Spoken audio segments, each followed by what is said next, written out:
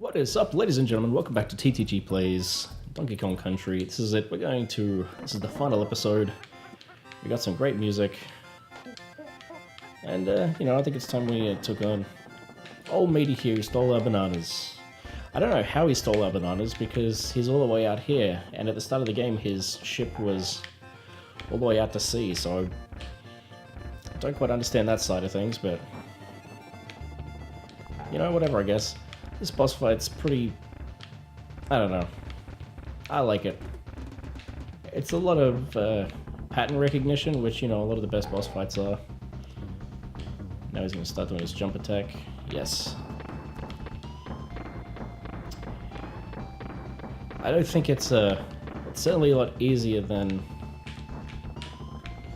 the boss fight in Donkey Kong Country 2, that's for certain. Boss fight in Donkey Kong Country 2 is brutal tough, and the one for the Lost World is even tougher.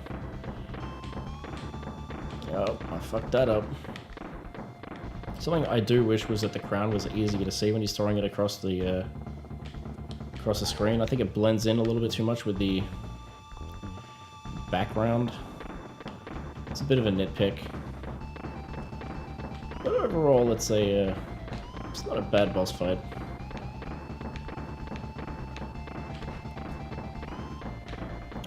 The music's great. Sets the tone perfectly.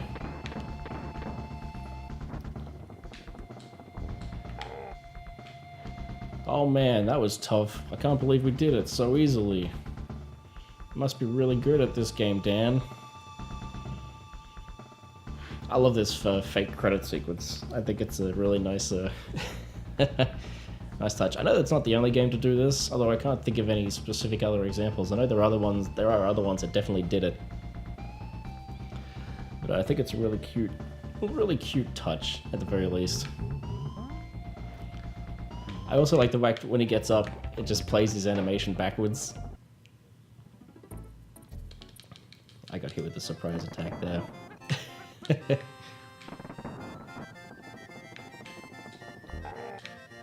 Alright. Let's do this again. It always gets me that time after the credits too, where it, I don't know what it is. I think it's just something about the way he jumps instantly from that. I find it's very easy to get hit by it. You're not always prepared because of where you stop after the credits. And it makes it very easy to just get basically caught in the firing lines of that stupid attack when he starts jumping. Because it only does the fake credit thing once. And after that, it becomes much easier. There's also a very subtle sound cue for when he throws a crown. I've got surround sound headphones on, that makes it much easier to hear it. There's like a little whoosh sound, but it's very, very faint. I definitely think it could have been louder to make the audio cue a little more obvious. A little more fair, I should say. I also don't really like the way the camera works in this particular level. It seems to want to gravitate towards whichever direction the iron balls are coming from, which is not necessarily ideal. Down I go.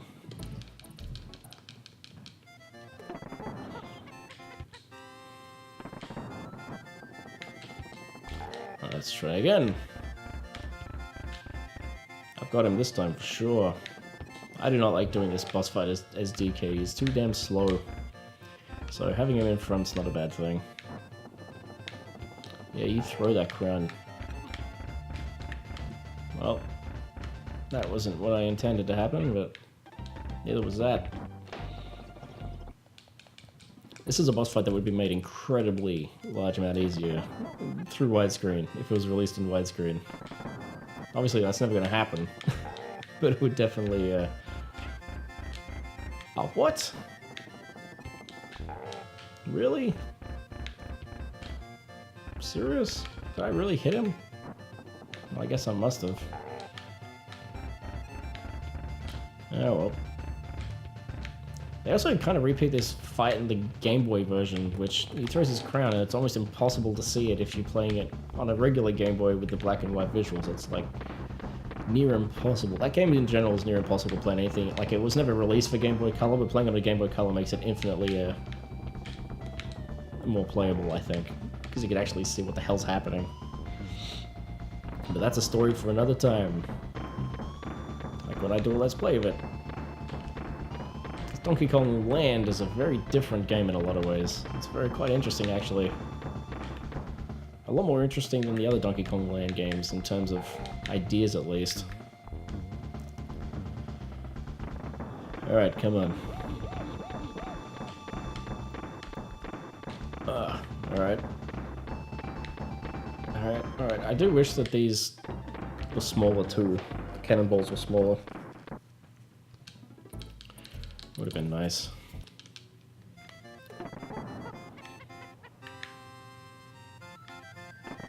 Alright, let's try this again. I am not doing well today at all.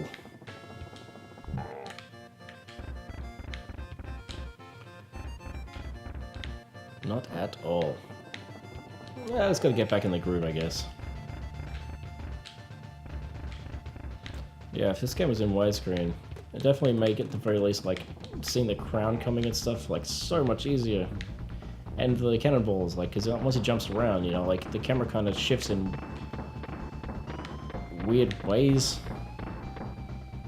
Now it's got to shift back again, so I'm slightly towards the center, so it can show me the crown. It's just all a little bit off. I do love the fact that Donkey Kong Country 2 basically starts on this ship. I think that's brilliant. And it starts with a similar musical track to this boss fight, which is also kind of great. Alright, let's not fuck this one up, Dan. Stop fucking it up. Just jump on the bastard. Stop being so hesitant. Stop hesitating. Alright, here it comes. There's a crown. Now I fall down. Now if I stay here and duck. That's what I wanted. Ah, fuck. Too slow. Too slow on the jump.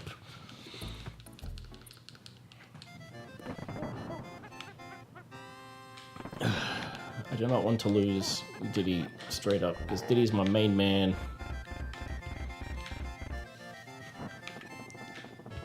Man, I boxed that up so badly. I can't believe that. I'm such a noob at the video games, man. I do wish all the boss fights had this little level of care that this game had, that this boss fight had put in it. That's, I think anyone who doesn't want that's a bit weird, to be honest. Anyone who wouldn't want that's a bit weird.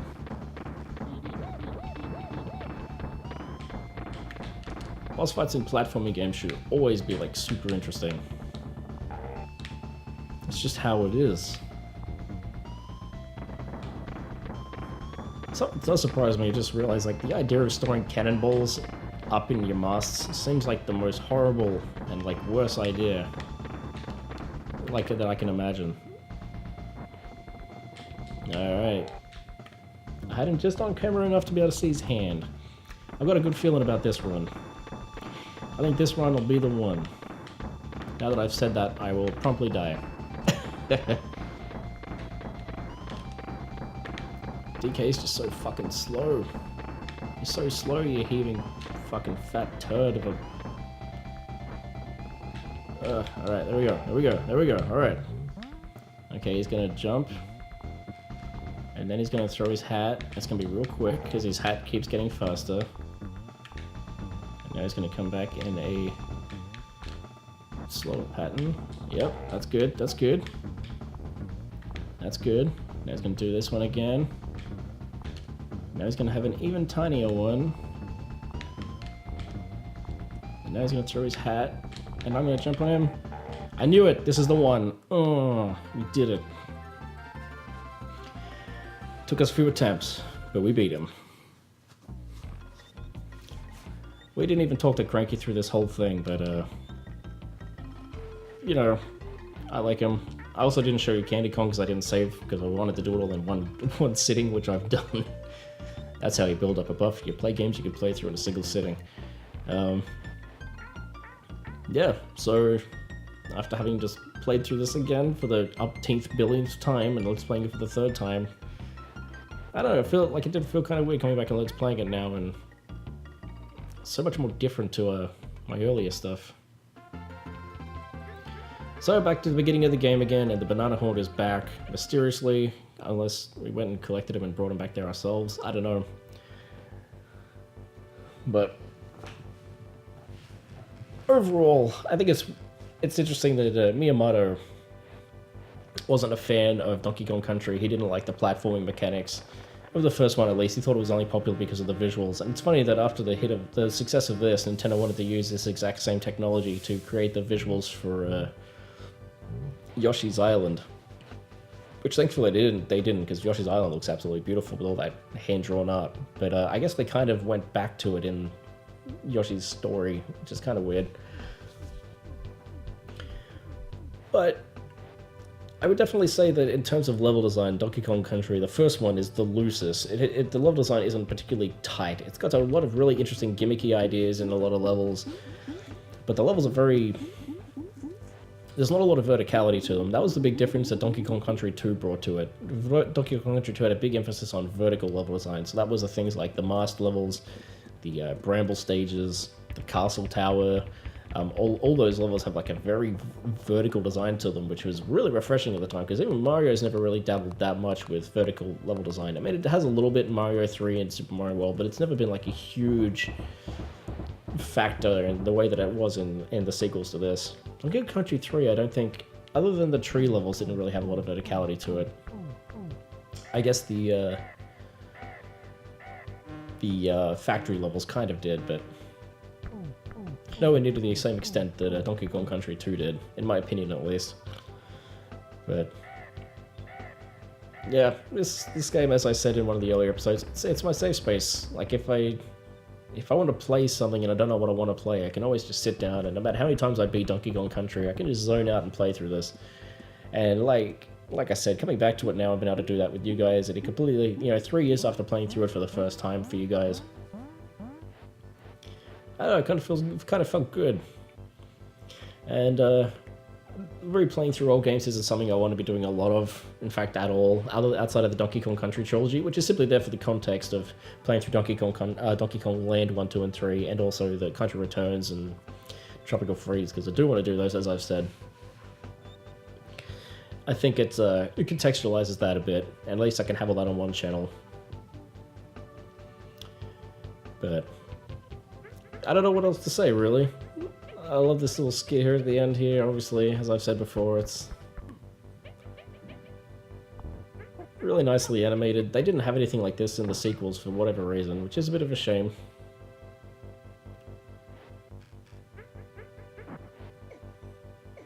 It's almost like something you'd see on Newgrounds as a machinima before any of that stuff existed. Like, it looks like a sprite cartoon a kid would make, but released way earlier. Made by the actual people who made the game. Anyway, that was Donkey Kong Country again. Thank you for joining me. I hope you've enjoyed this series. Give us a like if you have. Next up will be Metroid 2 for the Game Boy. I wanted to play this because I watched James Rolfe and Mike play through it, and they sucked at it. And I'm not saying I'm an expert at Metroid 2, but I love it in a way that a lot of other people don't. A lot of people think it's the weakest entry in the series, and I don't necessarily disagree with that. Although I do think it's superior to the original Metroid on NES in a lot of respects. But it's a game that I enjoy for different reasons. So I'm looking forward to playing through that with you guys. It's not a particularly long game, once again, much like Donkey Kong Country. It's not going to be more than like a couple weeks.